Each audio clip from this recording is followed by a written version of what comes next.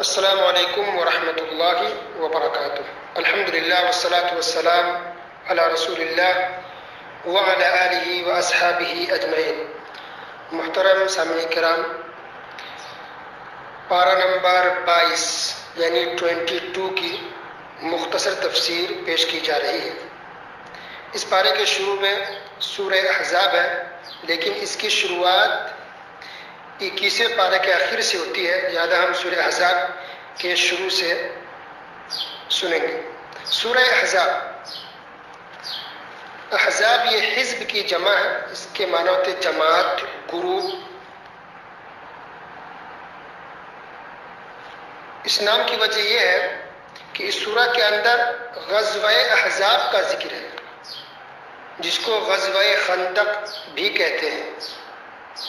آپ نے سنا کہ غزوہ خندق سن 5 ہجری میں یہ غزوہ پیش آیا تھا، یہ جنگ ہوئی تھی۔ احزاب اس لیے کہا گیا ہے کیونکہ مشرکین، یہودی، کافر، مشرک، کئی ٹولی، کئی گروپ کے سارے لوگ جمع ہو گئے تھے، متفق ہو گئے مسلمانوں کے خلاف کہ ہم سب مل کر کے مسلمانوں کو مٹا دیں گے، تو اس لیے اس کو احزاب کہا گیا، یعنی سارے گروپ، ساری جماعتیں کافروں کی، مشرکوں کی مل گئی تھی۔ اور اس کی شروعات کرنے والا یہودی تھا، یہودیوں نے اکسایا، بھڑکایا کافروں کو کہ ہم مسلمانوں کے خلاف جنگ کریں گے، تو اس کی شروعات یہودیوں نے کی۔ اور اس طرح سے یہودیوں نے، کافروں نے مدینے کو گھیر لیا تھا، مدینے کا محاصرہ کر لیا، اور ایسا لگتا تھا کہ یہ لوگ مدینے کے اندر گھس جائیں گے اور مسلمانوں کا نام و نشان مٹا دیں گے۔ تو سلمان فارسی رضی اللہ تعالیٰ عنہ کے مشورے پر خندق کھودی گئی، یعنی مدینے کے اطراف کنارے، تاکہ باہر کے دشمن اندر نہ آنے پائے، گڑھا ہونے کی وجہ سے کہ خندق کھودا گیا، یعنی گڑھا کھودا گیا تاکہ کافر، مشرک، دشمن مدینے کے اندر نہ آنے پائے، گڑھا کھودا گیا تھا، اس لیے خندق کہا جاتا ہے، اور غزوہ خندق کے نام سے یہ جنگ مشہور ہو گئی۔ اس میں مسلمانوں نے بہت پریشانی اٹھائی۔ خندق کھودنا بڑا گڑھا کھودنا تھا، مشین نہیں تھی، ہاتھوں سے کھودنا تھا۔ صحابہ کرام کئی دن تک کھودتے رہے، خود رسول اللہ صلی اللہ علیہ وسلم بھی اس میں حاضر تھے اور محنت کرتے رہے، کئی دن لگ گئے، کھانے پینے کچھ نہیں تھا، پیٹ میں پتھر باندھ لیے۔ اللہ اکبر!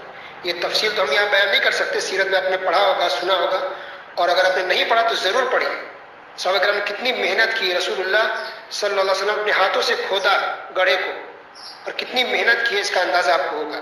اور اس بات کا بھی اندازہ ہوگا کہ یہ معاملہ چلا تقریباً 1 مہینے، تو چند دن جب نہیں کھا پائے، اتنی پریشانی ہوئی۔ وہ بھی صحابہ کرام انسان تھے، وہ فرشتے نہیں تھے، ان کو بھی کھانے پینے کی چیز چاہیے۔ اتنی تکلیفیں اٹھائی، 1 مہینے تک محاصرہ دشمن کیے ہوئے تھے مدینے کا، یعنی مدینہ کو گھیرے ہوئے تھے، تو صحابہ کرام پریشان، پیٹ میں پتھر باندھے، تکلیف میں۔ ان سے بڑے بزرگ والی کون ہو سکتے تھے بتائیے؟ تو آج آپ کو کیسے لوگ بیان کر کے سناتے ہیں کہ فلاں بزرگ تھے کسی بستی میں، کسی زمانے میں، جو کئی سال تک بھوکے رہ گئے، کئی سال انہوں نے کچھ بھی نہیں کھایا، نہ پیا، نہ سویا۔ ایسا ہو سکتا ہے؟ یہ جھوٹ ہے، جھوٹی بات ہے۔ صحابہ کرام اتنے بڑے بزرگ ہیں، ولی ہیں، ان کا یہ حال ہے کہ پریشان ہو گیا، پیٹ میں پتھر باندھے ہوئے۔ تو بہرحال اس غزوہ خندق کا اس صورت کے اندر ذکر ہوا ہے، اس لیے اس صورت کا نام سورہ احزاب رکھا گیا ہے۔ اللہ تعالیٰ نے فرمایا، یا ایھا النبی اتق اللہ ولا تطع الکافرین والمنافقین ان اللہ کان علیما حکیما، کہ اے نبی تقوی اختیار کیجیے، اللہ سے ڈریے۔ اللہ اکبر! نبی کو بھی کہا آپ تقوی متقی بنے، اللہ سے ڈرے،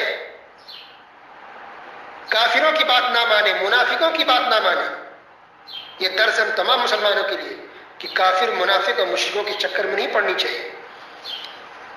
تقوی کا کیا معنی ہے؟ تقوی کی بات کئی جگہ گزری ہے۔ تقوی کا مطلب ہوتا ہے کہ جو احکام فرائض ہیں انسان اس پر عمل کرے قرآن و حدیث کی روشنی میں، اور جو گناہ ہے، منکر ہے، شرک ہو، بدعت ہو، برائی ہو، حرام چیزیں، اس سے انسان بچے قرآن و حدیث کی روشنی میں، اور اللہ تعالیٰ سے ثواب کی امید کرے۔ ان 3 چیزوں کے مجموعے کا نام تقوی ہے۔ تو کوئی تقوی صرف کہنے سے کوئی متقی نہیں ہو جاتا ہے۔ اس کا مطلب اگر کوئی متقی ہے، یا ہم کہہ سکتے اس بارے میں ہو سکتے ہیں متقی انسان ہو، تو دیکھیں کیا واجبات، فرائض کو پورا کر رہا، عمل کر رہا ہے وہ، اور کیا حرام چیزوں سے، سود ہو، ربا ہو، فحاشی ہو، بے حیائی ہو، کیا اس سے انسان بچ رہا ہے؟ اور نیک اعمال جو کر رہا ہے اللہ کے لیے کر رہا ہے، ثواب کی نیت سے، اللہ کا ڈر اور خوف ہے، یہ اگر تب کہہ سکتے کوئی انسان نیک ہے، باقی دل کا حال تو حقیقی اللہ ہی بہتر جانتا ہے۔ اس کے بعد اللہ تعالیٰ نے یہ بیان فرمایا کہ کسی انسان کے سینے میں دو دل نہیں ہو سکتے۔ اصل میں منافقین اس وقت کہتے تھے کہ ہمارے سینے میں دو دل ہیں، ہم کو مسلمانوں سے بھی محبت ہے، کافروں سے محبت ہے۔ اللہ نے ایسا نہیں ہو سکتا، اللہ نے کسی انسان کے دل میں دو دل نہیں بنائے، ایک ہی دل ہے۔ اس کے بعد ایک بہت اہم بات یہاں بیان کی گئی ہے کہ لے پالک بچہ یعنی منہ بولا بیٹا یا منہ بولی بیٹی کو ان کے باپ کی طرف ہی نسبت کر کے پکارنا چاہیے۔ ہوتا کوئی انسان کوئی بچے کو گود لے لیتا ہے، بچے اڈاپٹ کیے جاتے ہیں، تو اس کے جو حقیقی ماں باپ ہے، حقیقی جو باپ ہے، اسی باپ کا نام لے کر کے اس کو بولنا چاہیے۔ جو انسان پال رہا ہے وہ باپ کی جگہ نہیں لے سکتا، اب پال سکتے ہیں لیکن باپ کی جگہ ہٹا کر کے جو انسان پالا اس کا نام لینا یہ صحیح نہیں ہے۔ اصل میں اس بات اور اس آیت کا پس منظر یہ ہے کہ زید بن حارثہ رضی اللہ تعالی عنہ جو نبی صلی اللہ علیہ وسلم کے غلام تھے، نبی صلی اللہ علیہ وسلم نے ان کو آزاد کر کے اپنے پاس رکھ لیا، ان کی تربیت کی، ان کا خیال رکھا، تو منہ بولا بیٹا بنا کر رکھ لیا گیا۔ منہ بولا بیٹا یعنی ان کی تربیت کی نبی صلی اللہ علیہ وسلم نے زید بن حارثہ کی۔ تو اب کچھ لوگ جو تھے وہ نبی صلی اللہ علیہ وسلم کی طرف نسبت کر کے اس کو بولنے لگے، یعنی زید کو کہتے تھے یہ زید نبی صلی اللہ علیہ وسلم کے بیٹے ہیں، زید ابن محمد، ایسا بیٹا کر کے بلاتے تھے کہ نبی صلی اللہ علیہ وسلم کے بیٹے ہیں، یعنی حقیقی بیٹا کی طرح لوگ بلاتے تھے۔ تو اللہ سبحانہ وتعالیٰ نے منع فرمایا کہ نہیں، یہ غلط بات ہے، جو حقیقی باپ ہے باپ وہی رہے گا، گود لینے والا حقیقی باپ نہیں بن سکتا، اس کی طرف نسبت کر کے بولنا، ان کو باپ بنا دینا یہ صحیح نہیں ہے۔ تو گویا کہ زمان اجازت کا یہ بات تھی، اسی رسم و رواج کو، اس تھنکنگ کو، اس سوچ کو اسلام نے ختم کیا۔ اس کے بعد اللہ نے ایک اور مسئلہ بیان کیا، النبی اولی بالمؤمنین من انفسہم وازواجہ امہاتہم، کہ یہ نبی صلی اللہ علیہ وسلم مومنوں کے جان سے بھی زیادہ عزیز ہے اور بہتر ہے اور مستحق ہے۔ یعنی ہم انسانوں کی جان ہے، مسلمانوں کی، خود ہم لوگ اپنے ہم سب کے پاس جان ہے اپنی، تو اللہ نے کہا کہ انسان مسلمانوں کی جو جان ہے اس جان سے بھی زیادہ عزیز اور محبوب کون ہے؟ محمد صلی اللہ علیہ وسلم۔ ہر انسان اپنے اوپر رحم کھاتا ہے، اپنا زیادہ خیال رکھتا ہے، زیادہ حقدار سمجھتا ہے۔ اللہ نے کہا کہ نہیں، تمہارے جان سے بھی زیادہ حقدار تمہارے نزدیک یہ محمد رسول اللہ صلی اللہ علیہ وسلم ہے۔ اللہ اکبر۔ وازواجہ امہاتہم، اور نبی صلی اللہ علیہ وسلم کی بیویاں مسلمانوں کی ماں ہیں، تو اس لیے ہم کہتے ہیں امہات المؤمنین، ام المؤمنین عائشہ رضی اللہ تعالیٰ عنہ۔ تو نبی صلی اللہ علیہ وسلم کی بیویاں ہم مسلمانوں کی ماں ہیں، ماں کے درجے میں ہیں۔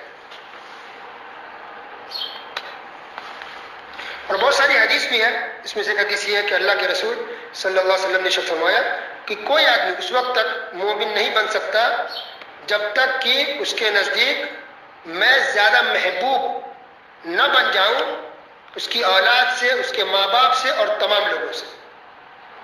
اللہ اکبر، کتنی بڑی بات ہے۔ یعنی ہمارے دلوں میں خود ہماری جان سے، ہمارے ماں باپ سے، ہماری اولاد سے، ہمارے بیوی بچے سے سب سے زیادہ محبت ہمارے دلوں میں کس کے لیے ہونی چاہیے؟ رسول اللہ صلی اللہ علیہ وسلم کے لیے۔ ہمارے دلوں میں سب سے محبت رسول اللہ صلی اللہ علیہ وسلم سے ہو۔ ایک دوسری حدیث، لا یؤمن احدکم حتی یکون ہواہ تبعا لما جئت بہ، کہ کوئی انسان اس وقت تک مومن، کامل مکمل مومن نہیں ہو سکتا جب تک کہ اس کی خواہش، اس کی باتیں ہمارے لائی ہوئی شریعت، ہمارے بتائے ہوئے طریقے کے مطابق نہ ہو جائے۔ اللہ اکبر۔ اس کے بعد اولو العزم رسول کا اللہ نے ذکر کیا۔ اولو العزم رسول کتنے ہیں؟ 5 ہیں۔ اولو العزم رسول یعنی رسول ہیں سب الحمدللہ بہت اونچے درجے پر ہیں، لیکن ان میں بھی 5 ایسے رسول ہیں جس کو ان سے بھی اعلیٰ مقام حاصل ہے۔ تو اس میں سے ایک ہے نوح علیہ السلام، دوسرے ابراہیم علیہ السلام، تیسرے موسیٰ علیہ السلام، چوتھے عیسیٰ علیہ السلام، اور 5ویں محمد صلی اللہ علیہ وسلم۔ یہ 5 رسول ایسے ہیں جن کو اولو العزم رسول کہا جاتا ہے، ٹھیک ہے۔ اور ابراہیم علیہ السلام کو ابو الانبیاء کہا گیا، رسولوں کے باپ۔ بہت سے پیغمبر ایسے ہوئے ہیں جو ابراہیم علیہ السلام کی اولاد میں سے تھے، ان کے بیٹا پوتا، جیسے یعقوب علیہ السلام، اسحاق علیہ السلام بیٹا، ابراہیم علیہ السلام کے بیٹے اسحاق علیہ السلام، اور اسحاق علیہ السلام کے بیٹے یعقوب علیہ السلام، اور ان کے بیٹے یوسف علیہ السلام۔ گویا ابراہیم علیہ السلام کتنا شرف حاصل ہے کہ بیٹا بھی نبی، پوتا بھی نبی، اور پڑ پوتا بھی نبی۔ اللہ اکبر۔ اب آیت نمبر 9 سے یعنی 9 سے آیت نمبر 27 تک غزوہ احزاب کا ذکر ہو رہا ہے، 9 سے لے کے 27 تک۔ وَإِذْ زَاغَتِ الْأَبْصَارُ وَبَلَغَتِ الْقُلُوبُ الْحَنَاجِرَ، اللہ نے بیان کیا یہاں پر حالات کو بیان کیا کہ وہ موقع ایسا تھا کہ جب کافر، یہودی، مشرک سب کے سب خلاف ہو گئے تھے اور مدینہ میں گھس کر کے پورے مدینے کو اور مسلمانوں کو تباہ کرنا چاہتے تھے۔ تو ظاہر سی بات ہے پورے کافر ایک طرف ہو جائے، مسلمان اکیلے بھی چند تھے۔ یہ سن 5 فیری کا واقعہ۔ اللہ نے کہا کہ وہ حالت ایسا تھا کہ مسلمانوں کے حالات کو اللہ بیان کر رہا ہے کہ مسلمانوں کی آنکھیں پتھرا گئی تھی اور کلیجہ منہ کو آ گیا تھا ڈر کی وجہ سے، خوف ہو گیا۔ هنالك ابتلي المؤمنون وزلزلوا زلزالا شديدا، اور مسلمانوں کو پوری طرح سے جھنجھوڑ دیا گیا تھا۔ اللہ کو بھوکے تھے، پیاسے تھے، مدینے کو گھیرے ہوئے ہیں، دشمن ہے ہر طرف سے، کیا ہوگا، کھانے پینے تک کو نہیں ہے، پیٹ پر پتھر باندھے ہوئے۔ یہ سخت آزمائش تھی۔ اللہ اکبر۔ اس آزمائش کے بعد پھر اللہ سبحانہ و تعالیٰ کی طرف سے مدد آئی۔ اللہ نے تیز ہوا بھیجی، آندھی، اور کافروں کی خیمے، یہ تمبو اکھڑ گئی، اس کی ہڈیاں سب الٹ گئی، اور یہ کافر مشرک ڈر اور خوف کی وجہ سے بھاگ گئے۔ اس طرح سے اللہ سبحانہ تعالیٰ نے کافروں کو بھگا دیا اور مسلمانوں کو کوئی تکلیف نہیں پہنچی۔ تو اس طرح سے اللہ سبحانہ تعالیٰ نے مدینے کو بھی بچایا اور مسلمانوں کی صحابہ کرام کی اور رسول اللہ صلی اللہ علیہ وسلم کی حفاظت فرمائی اور کافروں کو بھگا دیا۔ اللہ تعالیٰ نے آندھی بھیجی اور فرشتے کو بھیجا مسلمانوں کی مدد کے لیے۔ اللہ اکبر۔ جنگ احد کے اندر ایک صحابی تھے نضر بن انس رضی اللہ تعالیٰ عنہ، ان کے جسم پر تلوار، تیر اور نیزے کے کم سے کم 80 زخم آئے ہوئے تھے، ان کی شہادت ہو گئی تھی۔ تو جسموں پر 80 سے زیادہ زخم تھے، شہید ہو گئے، لوگ پہچان نہیں پا رہے تھے۔ ان کی بہن نے انگلی کے پور سے پہچانا کہ یہ میرے بھائی ہیں۔ اللہ اکبر۔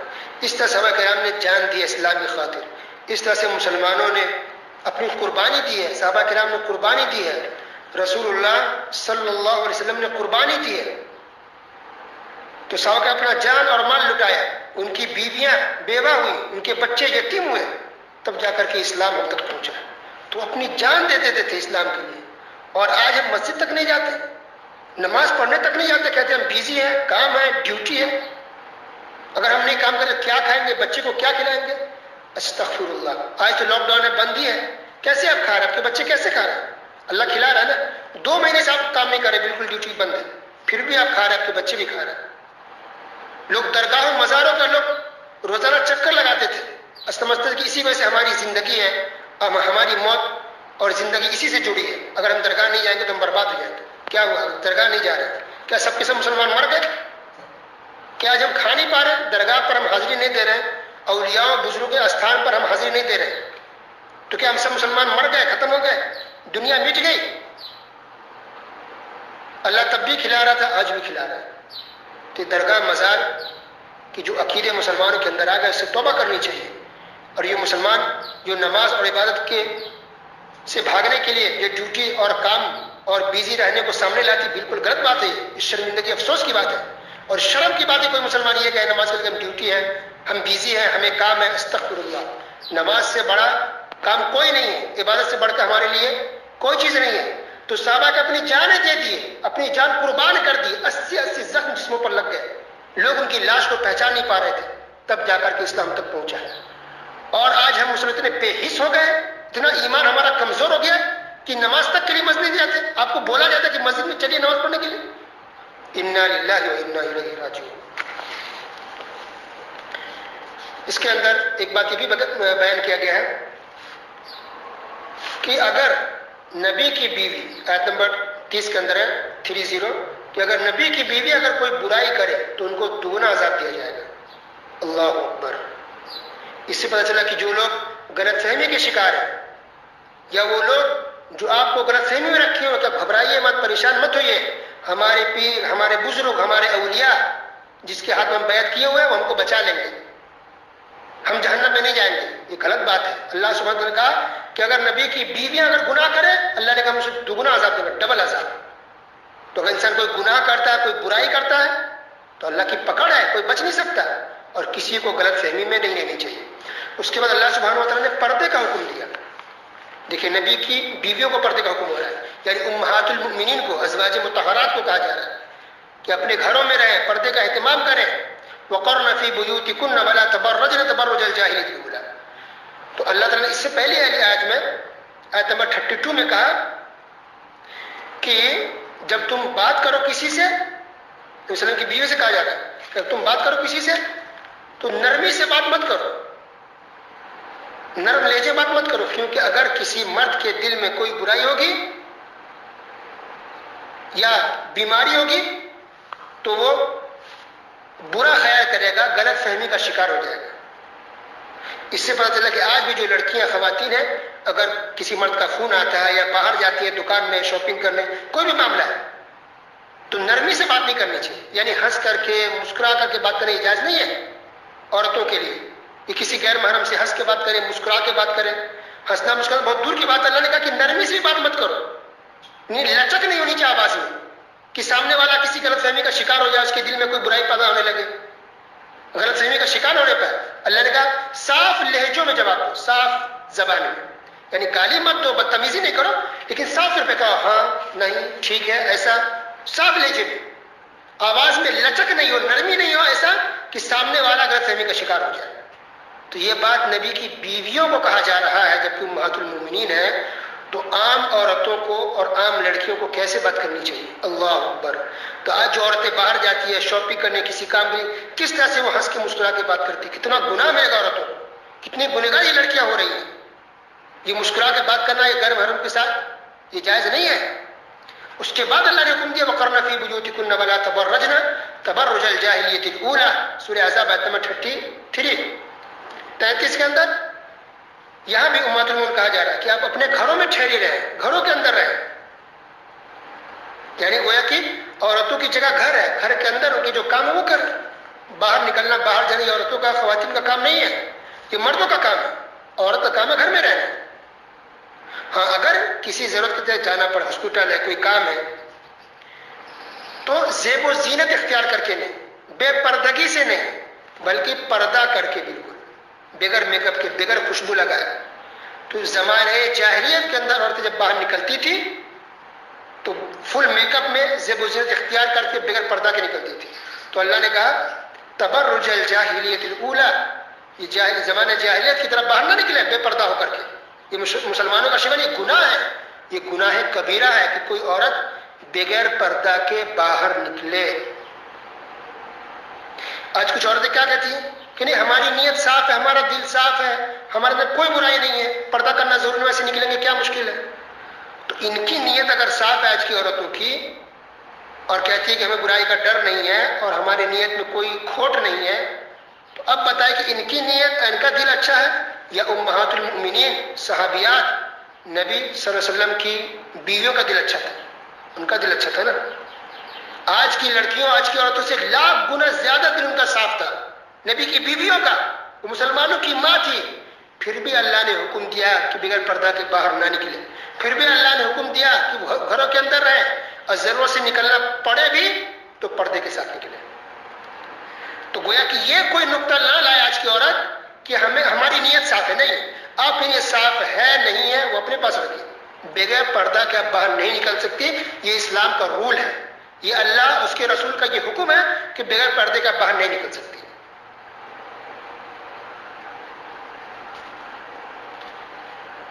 اس کے بعد اس کے اندر اہل بیت کا بھی ذکر ہے. اہل بیت یعنی اہل بیت کون مراد ہے اس سے؟ تو عام طور پر لوگوں کے یہ مشہور ہے کہ اہل بیت یعنی علی رضی اللہ تعالیٰ عنہ، ان کے بچے حسین، حسن حسین اور فاطمہ رضی اللہ تعالیٰ عنہ. صرف یہی سمجھتا ہے اہل بیت؟ نہیں، یہ تو ہے ہی، فاطمہ رضی اللہ تعالیٰ عنہ، علی رضی اللہ تعالیٰ عنہ، حسن حسین رضی اللہ عنہ، ماشاءاللہ یہ تو اہل بیت ہے ہی. ساتھ میں نبی صلی اللہ علیہ وسلم کی بیویاں بھی اہل بیت میں داخل ہیں. اور یہاں اللہ نے اہل بیت بیویوں کو کہا ہے، تو بیویاں تو داخل ہے نہیں اس میں، اہل بیت میں انکلوڈ ہے.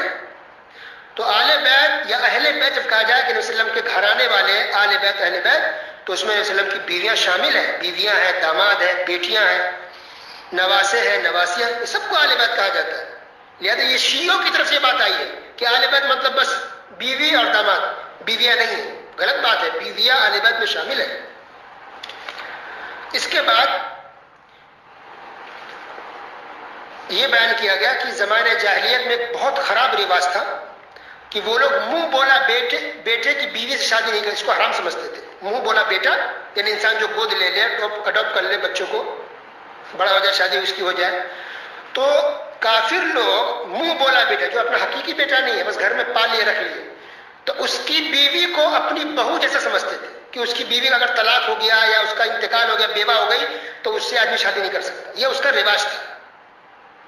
اسلام میں کہا گیا، اللہ نے کہا کہ نہیں، یہ تو حقیقی بہو نہیں ہے، یہ تمہارا حقیقی بیٹا نہیں، اس لیے حقیقی بہو نہیں ہے، لہذا کہ اس کا طلاق ہوتا ہے، ڈیورس ہوتا ہے، تو منہ بولا بیٹا کی بیوی سے شادی کر سکتے ہو کیونکہ تمہاری حقیقی بہو نہیں ہے۔ یہ بہت بڑی بات تھی۔ تو اس کے لیے یہ ہوا معاملہ کہ زید بن حارثہ رضی اللہ تعالی عنہ سے زینب رضی اللہ عنہ کی شادی ہوئی، اور جب ان کا طلاق ہو گیا تو زید بن حارثہ رضی اللہ عنہ وسلم کے منہ بولے بیٹے تھے، زید بن حارثہ رضی اللہ عنہ وسلم کے منہ بولے بیٹے تھے، تو جب انہوں نے اپنی بیوی کو طلاق دے دیا تو طلاق کے بعد عدت گزر جانے کے بعد نبی صلی اللہ علیہ وسلم کی شادی اللہ تعالیٰ نے ان سے کرا دی، منہ بولے بیٹا کی بیوی سے۔ اور اس رسم و رواج کو توڑنے کے لیے کہ یہ غلط رسم و رواج ہے، جب اسلام میں اللہ نے جب حلال جائز قرار دیا ہے تو پھر غلط طریقوں پر نہیں چلنا چاہیے۔ حقیقی بہو سے جائز نہیں شادی کرنا، اگرچہ طلاق ہو جائے، بیٹے کا انتقال ہو جائے، شادی نہیں کر سکتے، لیکن جو حقیقی بہو نہیں ہے، منہ بولا بیٹا، اس کی بیوی سے شادی کرنا جائز ہے۔ تو اس سے کیا پتہ چلا کہ آج بھی ہمارے سماج سوسائٹی میں اگر کوئی چیز، کوئی انسان کوئی چیز کو غلط سمجھ رہا ہے یا کوئی چیز مشہور ہے، اگر وہ اسلام میں حرام نہیں ہے وہ کام اب کیجیے، اگرچہ لوگ اس کو برا سمجھیں، اگرچہ لوگ اس کو غلط سمجھیں، اس رواج کو غلط ہندوانہ رسم و رواج ہو یا جاہلانہ رسم و رواج ہو تو اب اس کو توڑیے، اگرچہ لوگ خلاف آپ کے ہو جائیں۔ اس کے بعد اللہ سبحانہ و تعالیٰ نے ختم نبوت کا ذکر کیا کہ محمد صلی اللہ علیہ وسلم آخری نبی، آخری پیغمبر ہے، ان کے بعد اب کوئی نبی نہیں آئے گا، آخری پیغمبر ہے۔ اب کوئی بھی نبوت کا کوئی دعویٰ کرے ایک نمبر کا جھوٹا ہوگا، کذاب ہوگا۔ اب چاہے قادیانی ہو یا کوئی بھی مذہب اور فرقہ کا آدمی اگر آ جائے اور نبوت کا دعویٰ، نبی ہونے کا دعویٰ کرے، اب فوراً کہ جھوٹا، غلط ہے، کیونکہ محمد صلی اللہ علیہ وسلم آخری پیغمبر اور آخری نبی تھے، نبوت کا سلسلہ ختم ہو گیا۔ ہاں عیسیٰ علیہ السلام آئیں گے قیامت سے پہلے، لیکن وہ نبی تو آ چکے ہیں، وہ پہلے آ چکے، اللہ نے زندہ اٹھا لیا، قیامت سے پہلے اللہ بھیجے گا، لیکن کوئی نیا نبی نہیں آئے گا، نبوت کا سلسلہ اب ختم ہو گیا۔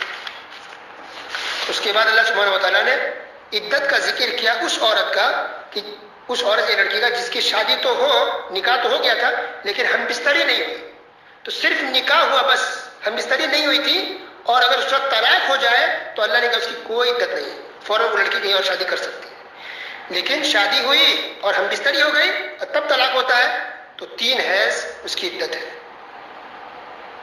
اچھا، اس میں ایک باریکی کی بات یہ ہے کہ اگر نکاح تو ہوا، ہم بستری نہیں ہوئی، صرف نکاح ہوا تھا اور شوہر کا انتقال ہو گیا مثلا، تو اب کیا عدت گزارے گی؟ تو عدت اس کو گزارنی پڑے گی 4 مہینے 10 دن، جو عام عورتیں گزارتی ہیں بیوہ، 4 مہینے 10 دن اس کو عدت گزارنی پڑے گی۔ لیکن طلاق ہوتا ہے اور ہم بستری نہیں ہوئی تھی، بس نکاح ہوا تھا، تب کوئی عدت نہیں ہے۔ عدت کے متعلق اور بھی مسائل انشاءاللہ آئیں گے سورۃ طلاق کے اندر۔ اس کے بعد ایک اور مسئلہ اللہ نے بیان کیا کہ جب کوئی دعوت دے کھانے کے لیے تو دیر تک مت بیٹھو، کھانا کھاؤ چلے جاؤ۔ اصل میں اس کا سبب نزول یہ ہے کہ نبی صلی اللہ علیہ وسلم نے جب شادی کی منہ بولے بیٹے کی بیوی سے، زینب رضی اللہ تعالیٰ عنہا سے، تو صحابہ کرام کو دعوت دی تھی کھانے کی، آئے لوگ کچھ صحابہ کرام دیر تک بیٹھے گئے تھے، بات کرنے لگ گئے، تو اللہ سے مطلب لگا کہ یہ طریقہ غلط ہے، دیر تک نہ بیٹھو، کھاؤ اور چلے جاؤ۔ تو اگر آپ کو اگر کہیں دعوت ملتی ہے تو پہلے بھی جا کے مت بیٹھ جائیے، دھرنا نہ دیں، جب کھانا تیار ہو تب جائیے اور کھائیے، وہاں سے روانہ ہو جائیے۔ عام طور پہ گھر والوں کو تکلیف ہوتی ہے لیکن گھر والے شرم کے مارے نہیں بول پاتے، تو نبی صلی اللہ علیہ وسلم بھی شرم کے مارے نہیں بول پا رہے تھے، اللہ سبحانہ تعالیٰ نے کہہ دیا کہ نبی نہیں بول پا رہے، لیکن اللہ تعالیٰ حق بات سے نہیں شرماتا، اللہ نے صاف کر دیا کہ یہ غلط طریقہ، گھر پہ جا کے دیر تک نہ بیٹھو، گھر والوں کو اس سے تکلیف پہنچتی ہے۔ اس کے بعد اللہ سبحانہ تعالیٰ نے ایک اور مسئلہ بیان کیا، وَإِذَا سَأَلْتُمُوهُنَّ مَتَاعًا فَاسْأَلُوهُنَّ مِنْ وَرَاءِ حِجَابٍ، آیت نمبر 53 کے اندر سورہ احزاب، کہ نبی صلی اللہ علیہ وسلم کی بیویوں سے امہات المومنین سے بھی اگر کچھ مانگو، کچھ سوال کرنا ہو، کچھ چاہیے تو پردے کے پیچھے سے مانگو، من وراء حجاب، حجاب کے پیچھے سے۔ اللہ اکبر۔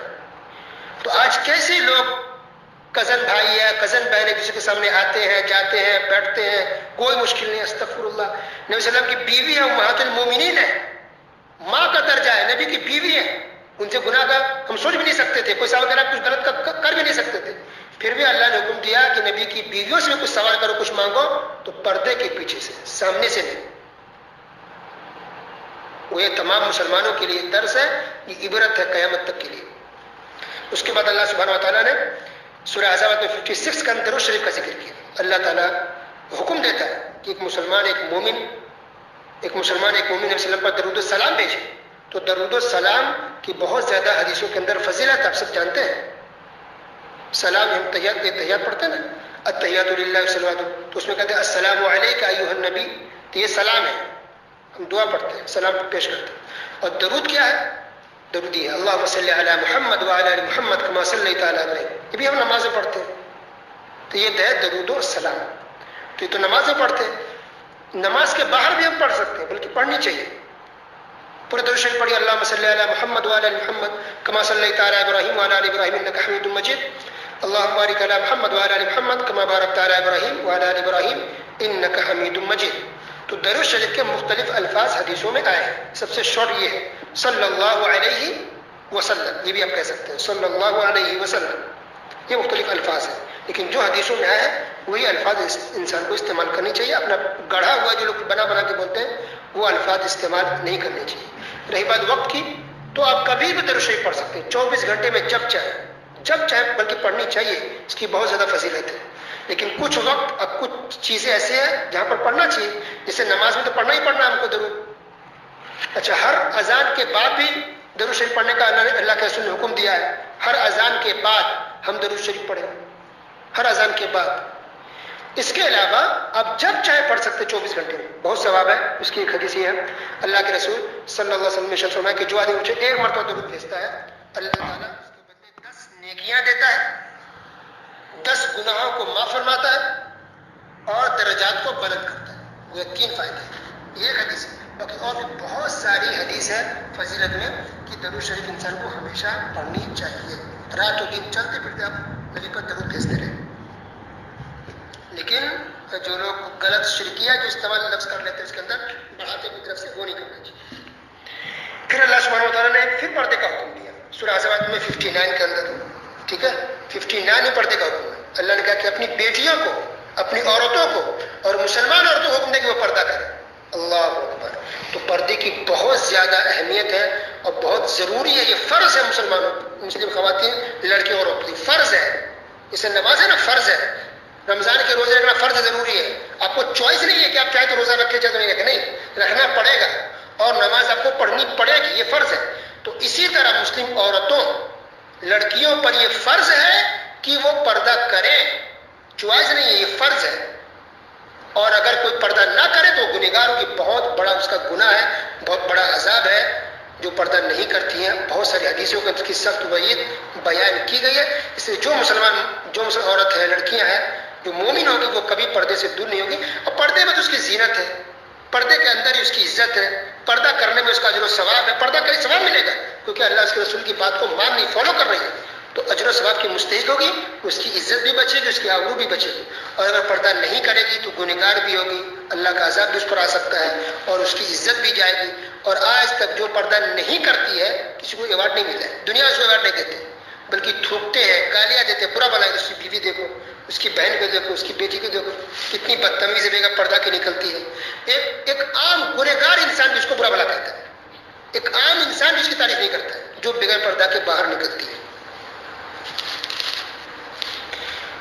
اس کے بعد اللہ نے یہ حکم یہ بیان فرمایا آیت 68 کے اندر کہ وہ لوگ جو سردار، جو بڑے لوگ جو دوسروں کو گمراہ کرتے ہیں، چاہے شرک کی دعوت دے کے یا بدعت کی دعوت دے کر کے یا بیاہی پھیلا کے، جو بھی ہو، تو جو گمراہ کرتے ہیں دوسروں کو، ایسے لوگوں کو اللہ تعالیٰ ڈبل عذاب دے گا، دگنا عذاب۔ سورہ احزاب 68، جو شرک اور بدعت کی جو دعوت دے رہے ہیں، پیسے کمانے کے لیے، شہرت کے لیے، جو جھوٹے جھوٹے واقعات بیان کر کے شرک کی دعوت دے رہے ہیں، ایسے لوگ یہ ڈبل عذاب اللہ کے۔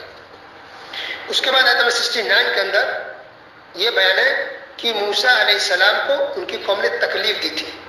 تو تکلیف سے کیا مراد ہے، اس کی تفسیر صحیح بخاری کے اندر موجود ہے کتاب الانبیاء کے اندر، کہ موسیٰ علیہ السلام پر ان کی قوم کے لوگ تہمت لگاتے تھے کہ موسیٰ علیہ السلام کے اندر تو عیب ہے، شرمگاہ میں عیب ہے، یا ان کے جسم میں دانے ہیں، یا برس ہے، سفید ہے، بیماری ہے، اس لیے ایک دم پردہ کیے رہتے ہیں، ہمیشہ کپڑا پہنے رہتے ہیں، سامنے نہیں آتے، اکیلے جا کے نہاتے ہیں.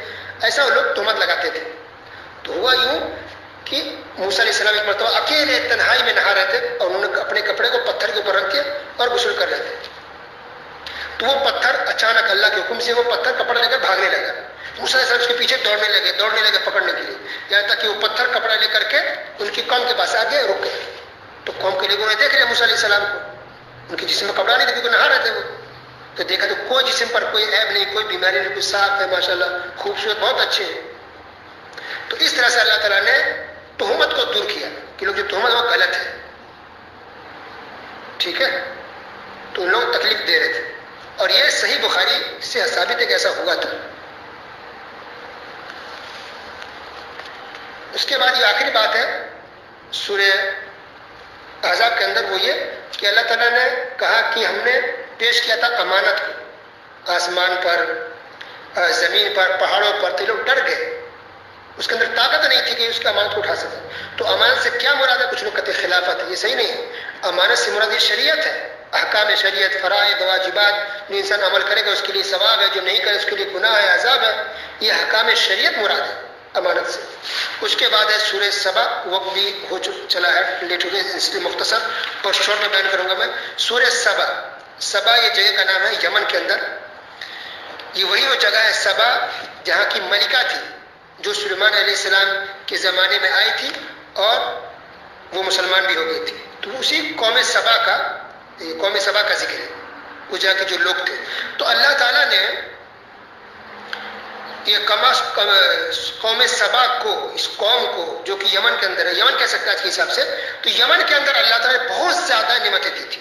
آج یمن غربت میں، تکلیف میں ہے، لیکن ایک وقت تھا کہ اللہ تعالیٰ نے اس یمن کو بہت خوشحال بنایا تھا. اللہ نے واقعہ ذکر کیا سورت کے اندر کہ اللہ نے اس کے اندر باغ دیے تھے، پھل بہت زیادہ، نہریں تھی اس کے اندر، بہت خوشحال ہوتا ہے یمن، بہت مالدار اور خوشحال پھلوں کے باغات تھے. مفسرین نے کہا کہ کوئی انسان اگر ٹوکری کچھ تھیلا لے کر اگر صرف گزر جاتا تو اس کی ٹوکری پھلوں سے بھر جاتی تھی. اتنے پھل تھے، اتنے باغات، اتنی خوشحالی تھی، اتنا خوشحال ملک تھا یہ. لیکن جب ان کے وہاں کے لوگوں نے جب اللہ اس کے رسول کی نافرمانی کی، شریعت پر عمل نہیں کیا، تو اللہ نے پھر عذاب بھیج دیا. وہی پھل کڑوے ہو گئے، کھا نہیں سکتے تھے. وہی نہر اللہ نے عذاب بنا دیا، سیلاب آ گیا، سب ڈوب کر کے مر گئے. اللہ اکبر. اس کے بعد اللہ سبحانہ وتعالیٰ نے سلیمان علیہ السلام کا ذکر کیا، سلیمان علیہ السلام کی موت کا ذکر کیا. ان کی موت ہو گئی سلیمان علیہ السلام کی، اور کسی کو کانوں کان خبر نہیں. غور سے سنیے، یہاں بھی عقیدے کی بات ہو رہی ہے. سب کہتے ہیں بزرگ ولی عالم الغیب ہوتے ہیں. سلیمان علیہ السلام نبی ہے، پیغمبر ہے.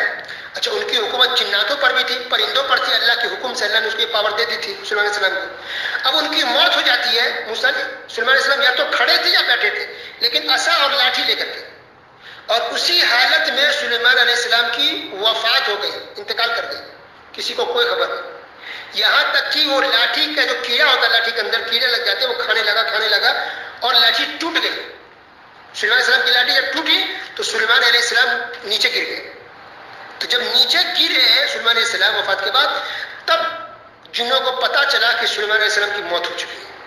تو اب اندازہ لگے لاٹھی کب ٹوٹے گی، کب گھن لگے گا. ایک وقت لگتا ہے، کافی عرصہ لگتا ہے گھن کو کھانے میں. گھن کھائے لاٹھی ٹوٹ جائے، وہ یا کئی دن یا کئی ہفتے یا شاید کئی مہینے لگ گئے ہوں گے.